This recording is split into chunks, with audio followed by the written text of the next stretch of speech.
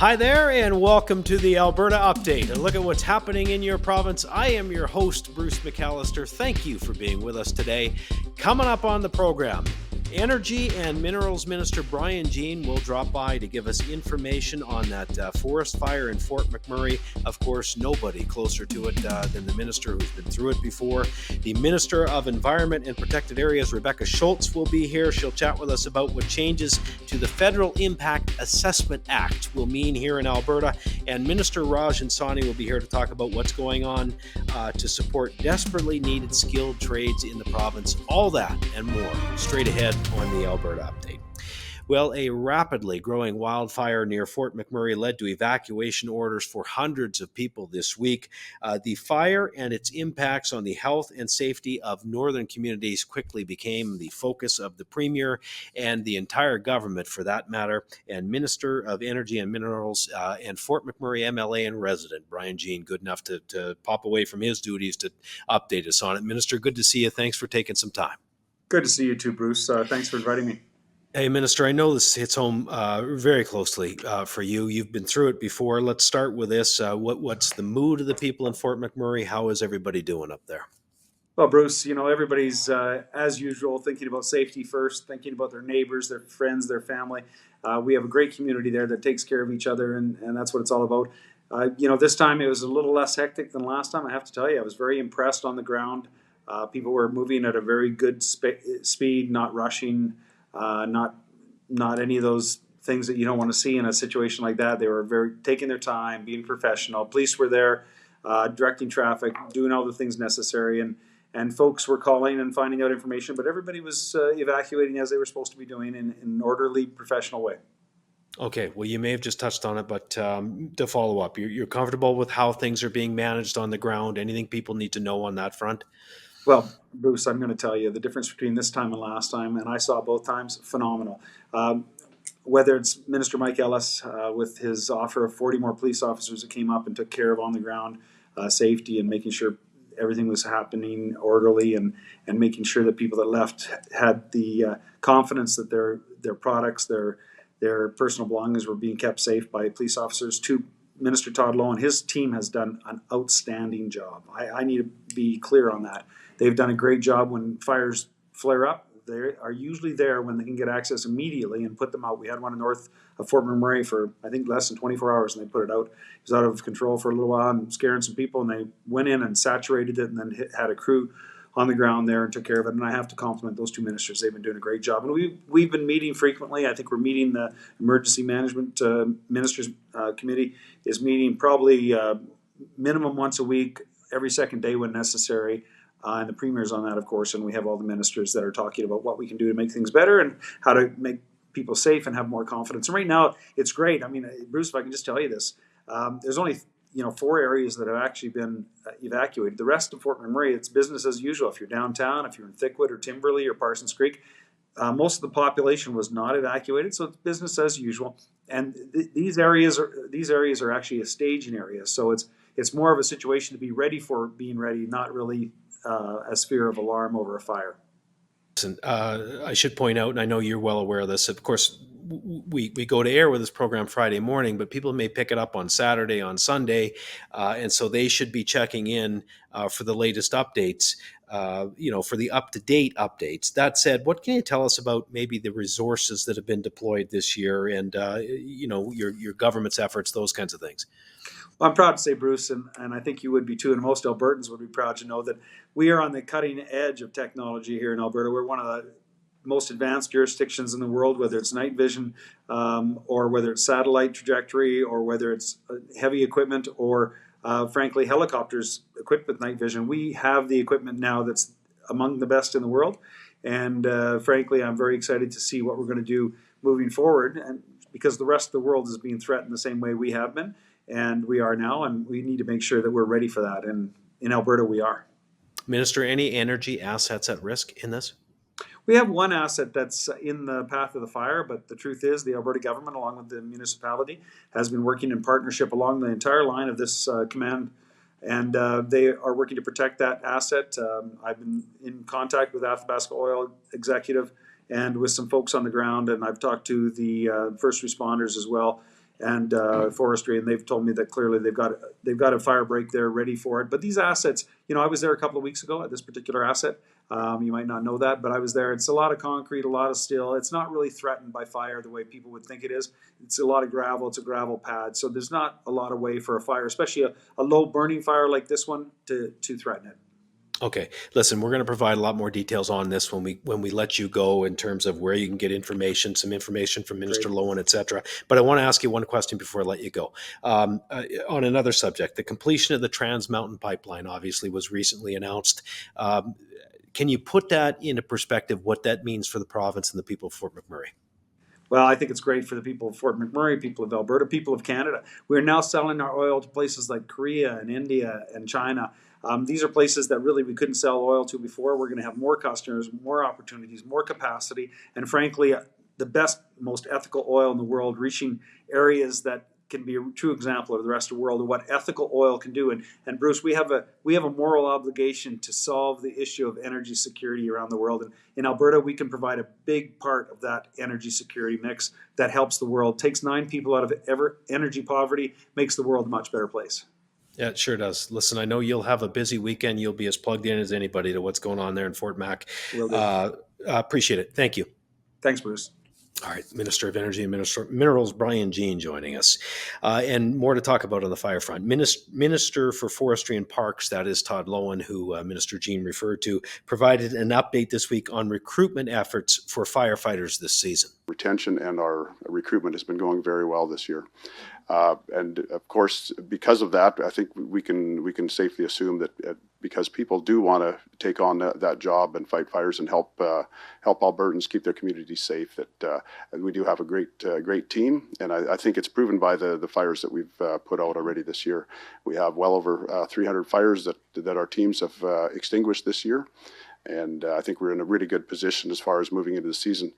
Being prepared and having the crews doesn't mean we're not going to have wildfires. It doesn't mean we're not going to have evacuations. It doesn't mean we're not going to have some of those natural things that happen every year, anyways. But we're in a better position than we were last year. We hired additional staff and additional firefighters on the ground. And those people are doing the job that Albertans expect. Minister Lowen adds that Alberta now has the ability to fight fires at night with the assistance of night vision technology, which is expected to make a big impact when it comes to fighting wildfires. And again, Minister Jean discussed that as well. Well, the evacuation this week is expected to be particularly tough for those suffering with mental health issues, those who experienced the fires in 2016, and many of the businesses, obviously, that were impacted then. Minister of Public Safety and Emergency Services, that is Mike Ellis, wants people to know that there are mental health supports available for those that need them. Last year, obviously, mental health concerns for last year's fire season was also top of mind for Albertans, and so we made sure we had the necessary supports, and we'll be doing the same thing this year. Always as a default, let's never forget that we always have 211 available as a default. The regional municipality of Wood Buffalo will continue to post updates, the latest information on the evacuation orders, the alerts and resources on their website. We'll put it on the screen for you, but it is rmwb.ca/alerts.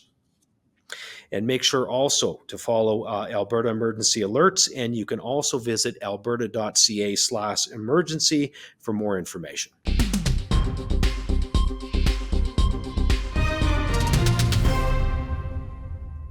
A couple of developments this week that will be top of mind to Environment and Protected Areas Minister Rebecca Schulz. One concerns the federal government, surprise, surprise, and the other one has to do with protecting Alberta's waterways.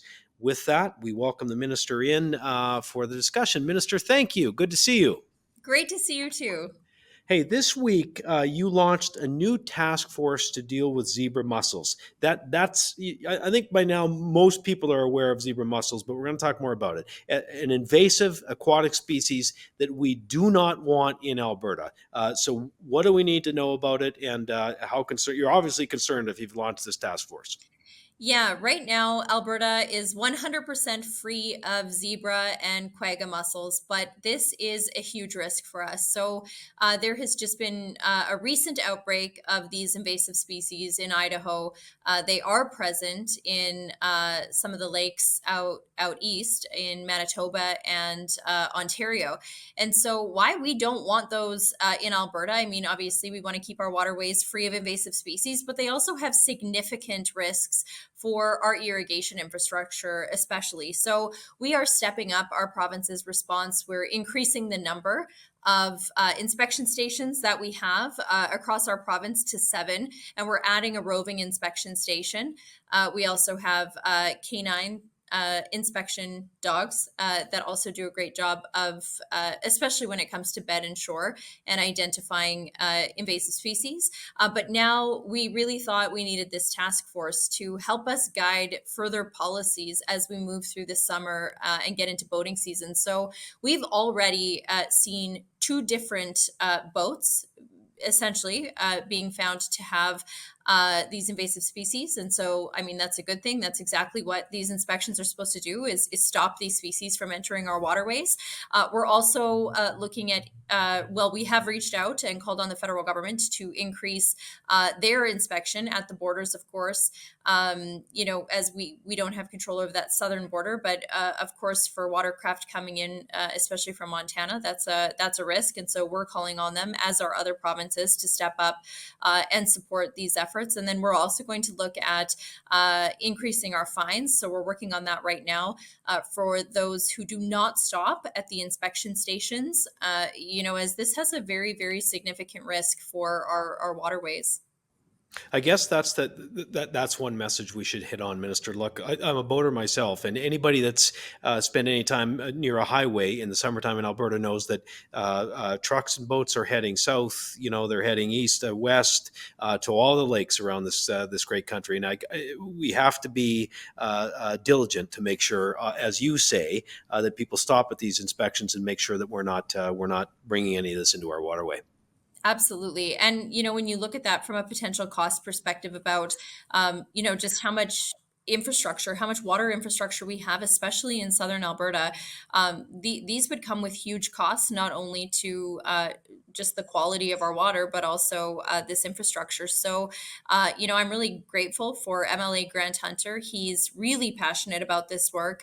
And I think he's really helped us pull together a fantastic task force that will come forward with really great recommendations about what we need to do next. And, this is something we take seriously. It's very timely as the weather warms up and people are starting to take their boats out.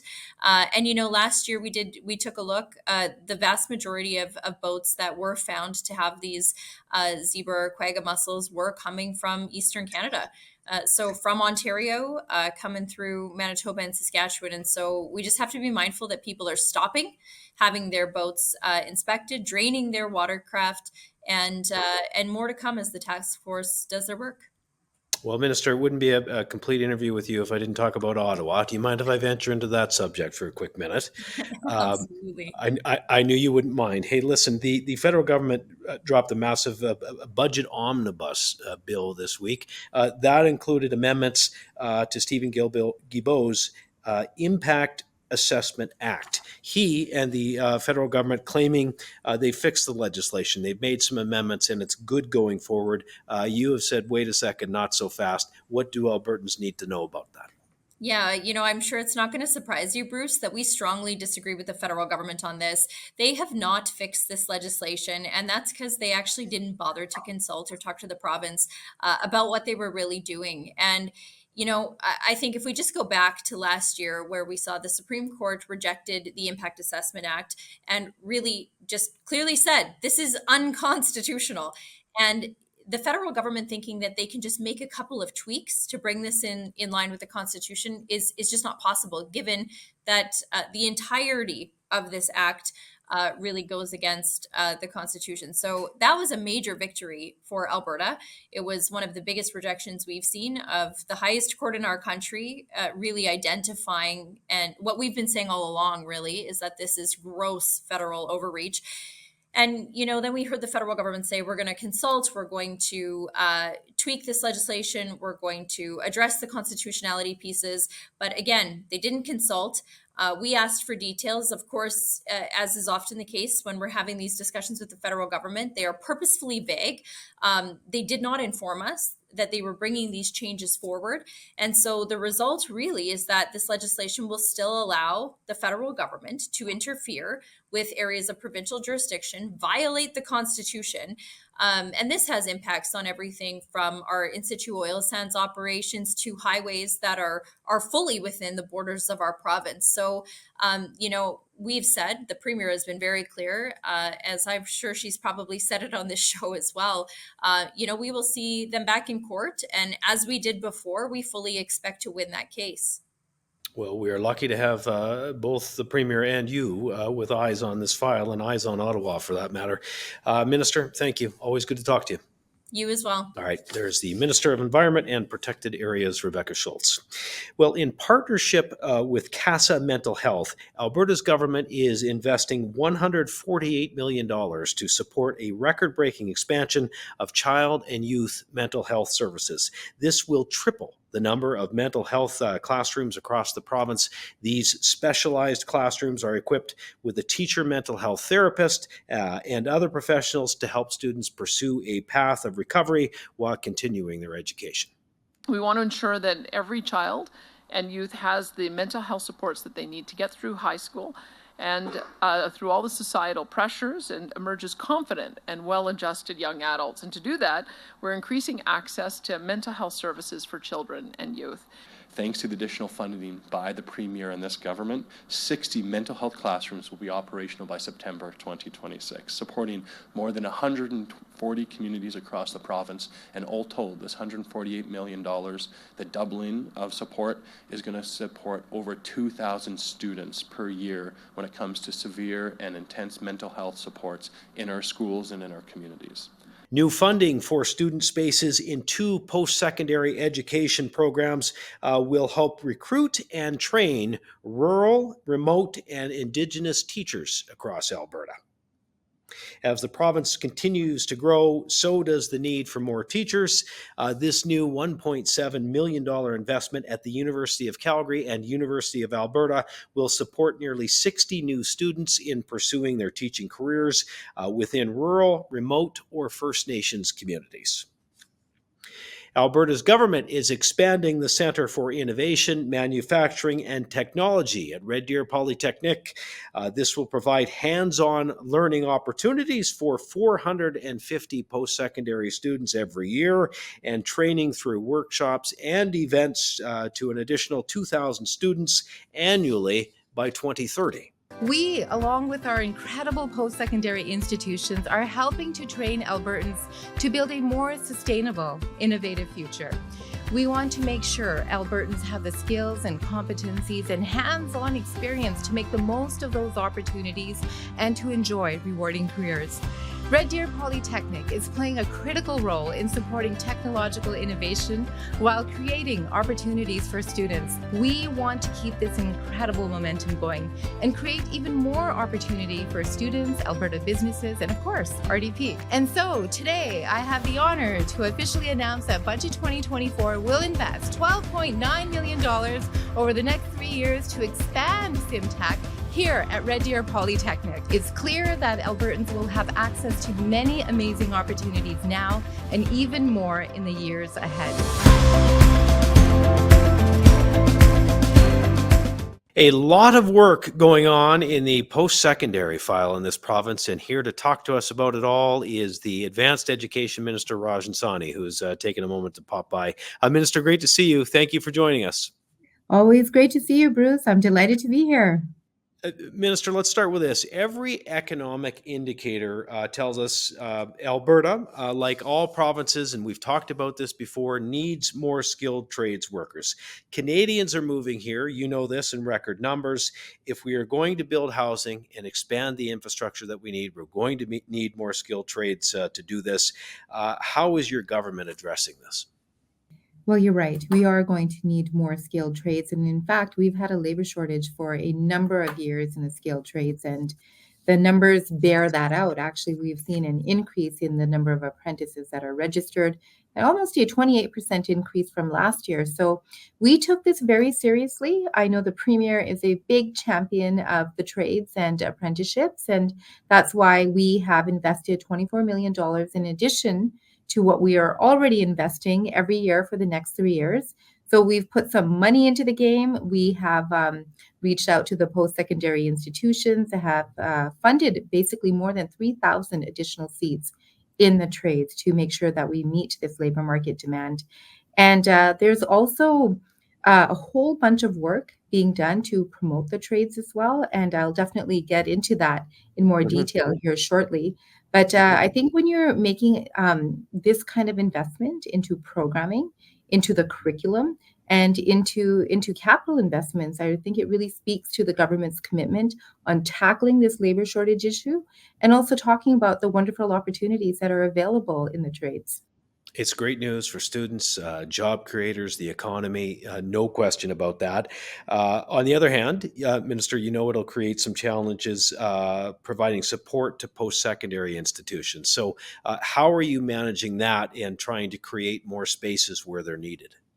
Well, we've made some significant capital investment. The Advanced Skills Center here, well, it's going to be built at NAIT. That is a project that we announced funding for in budget 2024. We also announced some capital maintenance and capital projects for Olds College as well.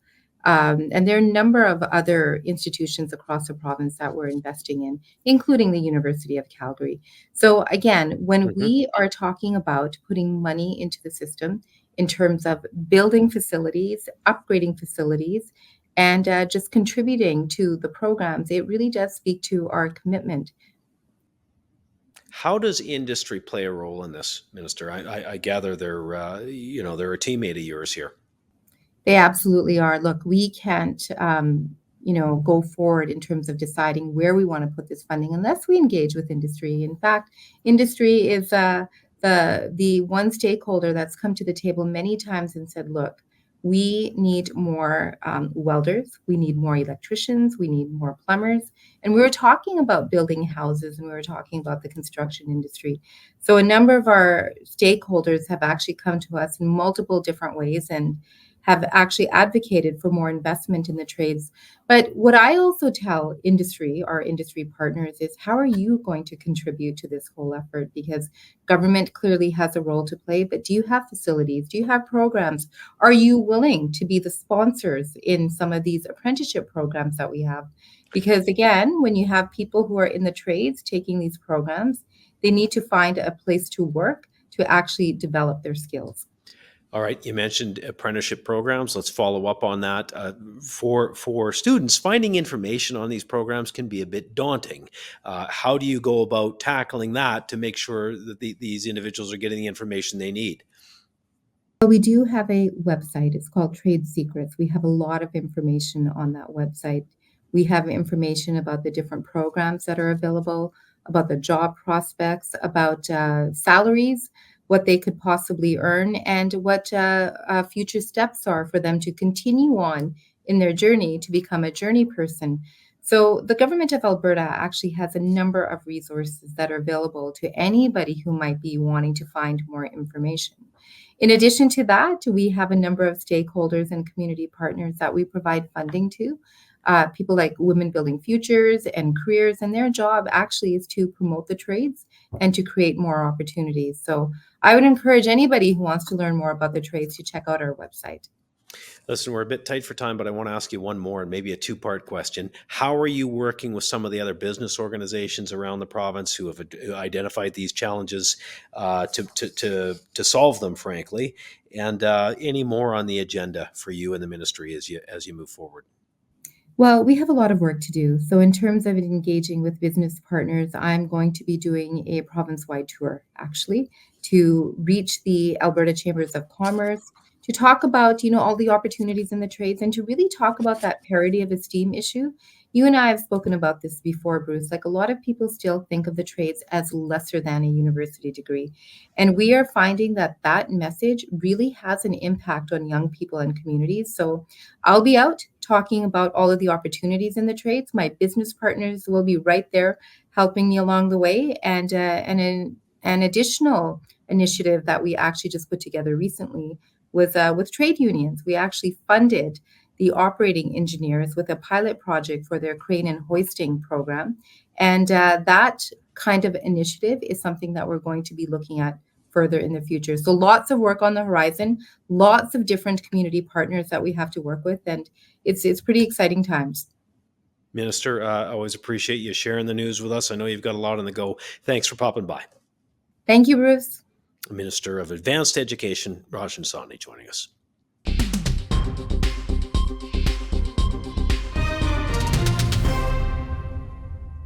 Alberta's government is setting a pace for a rapid construction on rental housing.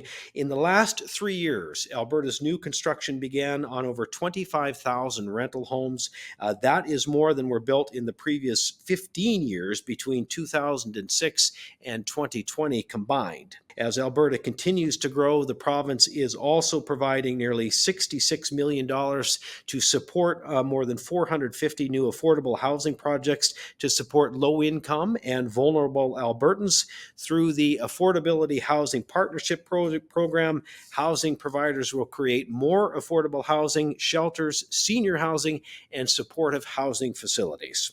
As we head into the May-long weekend, an important reminder to please be safe on the roads. If you are traveling anywhere, of course, if you plan on doing any camping as well, check for active fire bans before you go anywhere, and look at the FireSmart app as well this long weekend. Again, as we touched on at the beginning of the program, as we talked to Brian Jean in Fort McMurray, it's dry in many places across the province, so be careful if you are going out.